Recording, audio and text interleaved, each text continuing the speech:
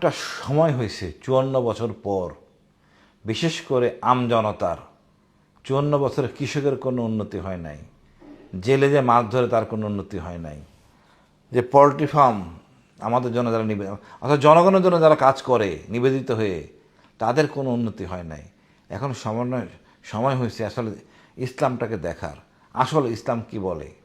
নেতা হলে চুরি করতে হবে, আমার মনে হয় জামাতেরা বিশ্বাস করে না। আমি নিজামী সাহেবকে দেখছি, নিজের খাবারটা বাসা থেকে নিয়ে যেতেন।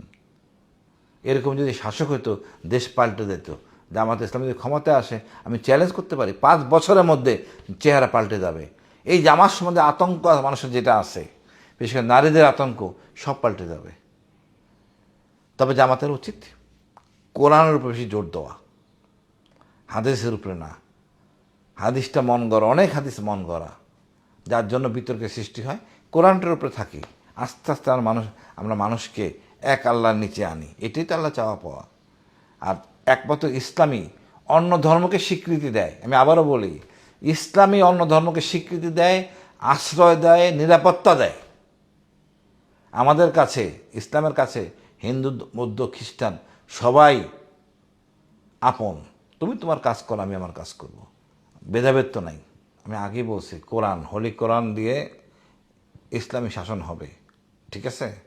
হাদিসের ওই বিষয়গুলি আমরা জানি না, কতটুকু সত্য কতটুকু মিথ্যা।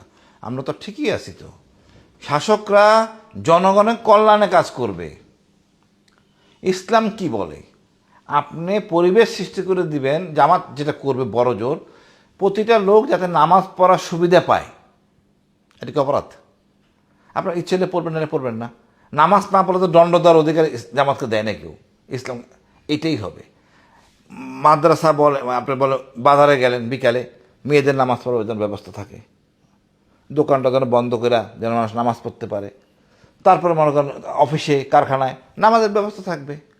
আপনি যদি হিজাব পড়তে না চান, আপনাকে জোর করা হবে না, কারণ হিজাবের জন্য কোনো দণ্ড নাই। পরিষ্কার, আমি কোরআনের কথাই বলতেছিলাম আপনাকে। হিজাবে না পড়ার জন্য দণ্ড নাই, পড়লে আল্লাহ খুশি হবে। আপনি যদি আল্লাহকে খুশি করতে না চান, পড়বেন না, অসুবিধা নাই তো। আপনি আমাদের ইসলামের যে নিয়মকানুন আপনার নিরাপত্তার জন্য, আস্তে আস্তে আমরা জাতি হিসাবে একটু মডার্ন হব, ভালো হব, যাতে সবার প্রতি সবার সহানুভূতিতে থাকে। ইসলাম সেটাই বলে। ইসলাম কিন্তু জঙ্গিতে বলে না, ইসলাম হাত কাটতে বলে না। হাত কাটতে বলে, আমার তো যেমন ওই চুরি করলে হাত কাটা উচিত, একজনকে কাটলেই হয়, সালমান এফ রহমান, পুরো দেশবাসী খুশি হবে, বাকি আর হাত কাটতে হবে না। আবার ওই গরিব যার টাকা পয়সা নাই, তার হাতটা কাটার দরকার নাই, তাকে পুনর্বাসন করেন। এটাই ইসলাম বলে।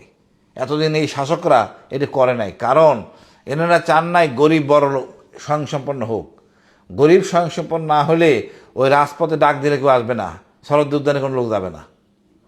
শরৎ উদ্যানে লোক কিনে নেওয়ার জন্য, ভাড়া নেওয়ার জন্যই গরিবকে রাখা হয়েছে। গার্মেন্টস শ্রমিক কয়জন যায় শরৎ উদ্যানে? রাজনীতিবিদদের ডাকে যায় না, কারণ কাজ করে। ওই বেকার লোকগুলি সব যায়।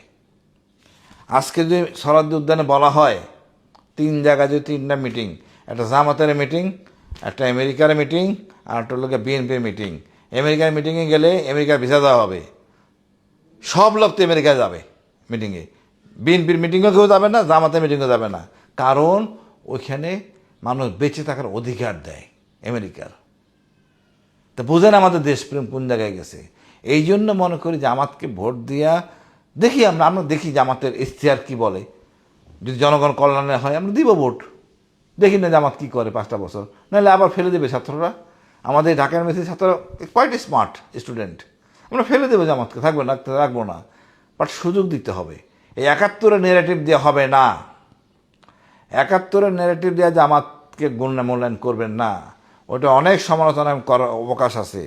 যেই কারণে আমি 71-এ যুদ্ধ করলাম, সেই কারণের জন্য তো আমার প্রাপ্তি কী ছিল, কি প্রত্যাশা হলো, কি কিছুই পাই নাই। তখন আপনার নেগেটিভে ভুল ছিল।